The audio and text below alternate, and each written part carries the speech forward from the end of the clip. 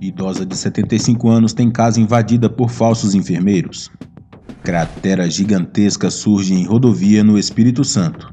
Homem que teve a testa tatuada com frase "Sou ladrão e vacilão" volta a roubar novamente.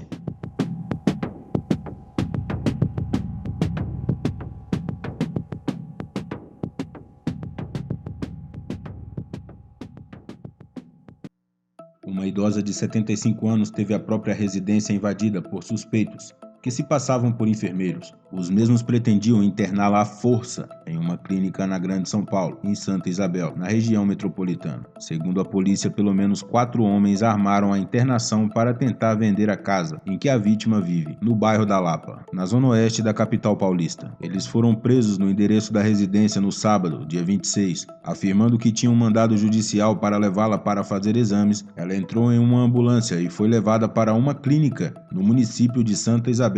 O caso foi descoberto após um investigador da Polícia Civil, que era vizinho da vítima, desconfiou da movimentação dos suspeitos na residência. Eles teriam se identificado como novos proprietários da casa, contratando até mesmo uma caçamba para retirar os objetos pessoais da vítima do local. Um policial desconfiou da situação porque o imóvel pertencia a uma senhora, falecida em 2019. Desde então, sua cuidadora estaria residindo no local, porém a mulher não estava por lá, afirmou um trecho do boletim da ocorrência. Após ser liberada, a vítima que foi levada a uma clínica porque se recusou a assinar papéis dados pelos suspeitos quando eles invadiram a casa dela. Ao canal Record, um membro da clínica afirmou que pessoas se passaram por representantes da vítima, informaram que ela tinha problemas de saúde mental e ficaria no local por 3 meses, enquanto a casa dela era limpa ao longo do período da internação. Porém, eles desconfiaram que ela não tinha qualquer problema. Segundo o boletim do caso, os homens foram detidos por apropriação indébita, sequestro e cárcere privado. Eles não tiveram identidade revelada. A UOL questionou a Polícia Civil sobre quando ocorreu a invasão na residência e qual período a idosa ficou internada, mas o órgão não informou os detalhes. O caso é investigado. A BR-101 em Aracruz, no Espírito Santo, precisou ser totalmente interditada nesta terça-feira, dia 29, depois que 2 crateras se abriram em um trecho da pista, por conta das fortes chuvas que atingem a região.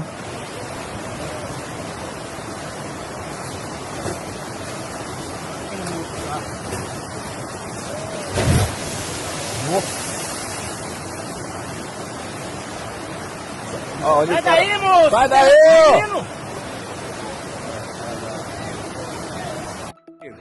Olha a BR-101 aí, ó. Você tá doido? Que desgrameira que fez, olha só. Jesus Cristo do céu.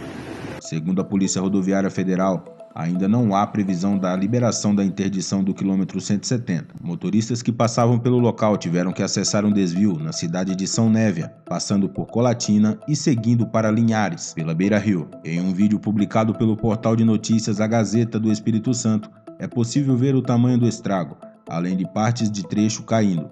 A concessionária que administra a rodovia informou que está trabalhando em conjunto com a Polícia Rodoviária Federal para solucionar o problema o mais rápido possível.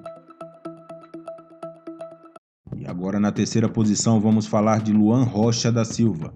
Ficou conhecido nas redes sociais por ter a testa tatuada com a seguinte frase: "Sou ladrão e vacilão". Ele virou notícia em 2017 ao ter a frase "Eu sou ladrão e vacilão" tatuado à força na testa. Foi detido em Cotia, região metropolitana de São Paulo, suspeito de tentar furtar objetos em uma casa da região.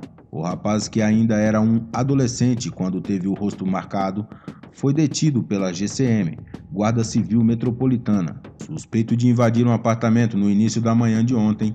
Segundo os moradores, ele pulou a janela do banheiro e foi visto na sala da residência pelas vítimas e acionaram a guarda. Ele foi preso ainda no local, na rua Potenge. A ocorrência foi confirmada ao UOL pela SSP-SP, Secretaria de Segurança Pública de São Paulo, que informou que Juan foi encaminhado à UPA Atalaia, no centro de Cotia, para atendimento médico. Depois, o suspeito foi conduzido à delegacia da cidade.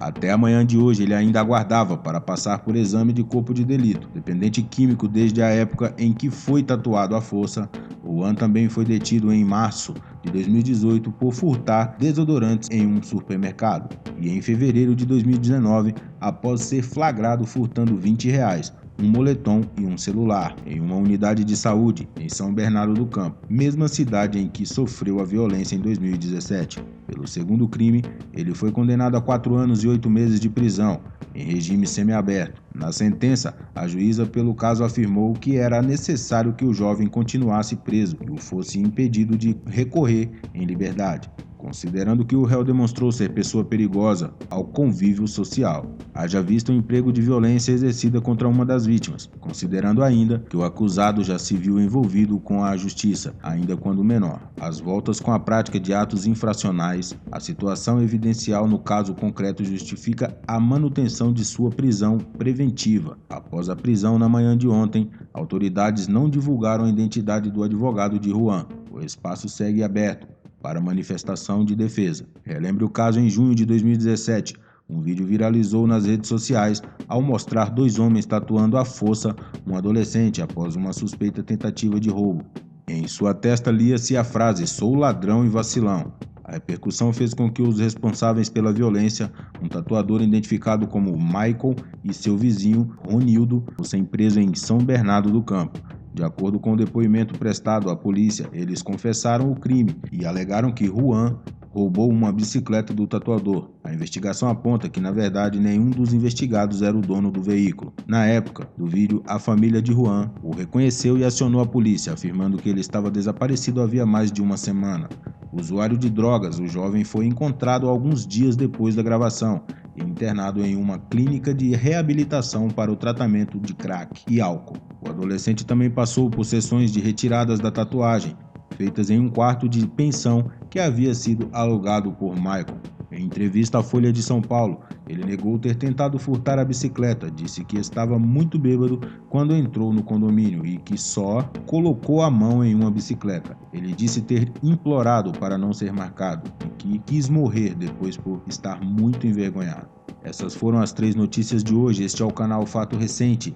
Se você ainda não é inscrito, se inscreva no canal, ative o sininho para receber todas as notificações, deixe o seu like caso você tenha gostado do trabalho.